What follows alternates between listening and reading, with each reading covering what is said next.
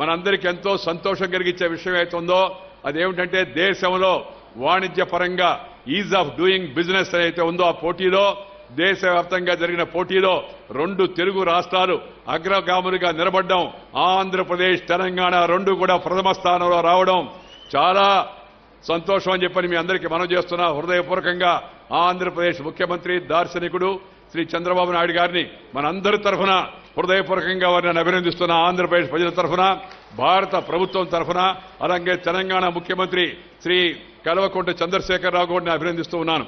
రాష్ట్రం విడిపోయినప్పటికీ కూడా పరిపాలనా సౌలభ్యం కోసం, అభివృద్ధి కోసం మనం విడిపోయినప్పటికీ కూడా మనం అందరం కూడా తెలుగువారు అనే విషయాన్ని మనం అందరం గుర్తుపెట్టుకోవాల్సిన అవసరం ఎంతో ఉంది. దేశాన్ని గురించి మనం ఆడుతూ ఉంటాం.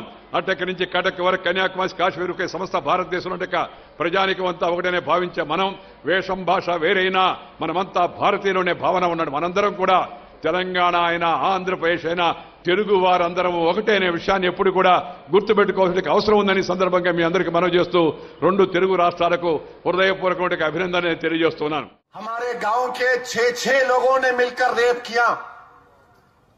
मेरी बहन रातों में पुकारती है, दिन में खाना नहीं खा सकती, इसीलिए मैं उसको देखते रहता हूं.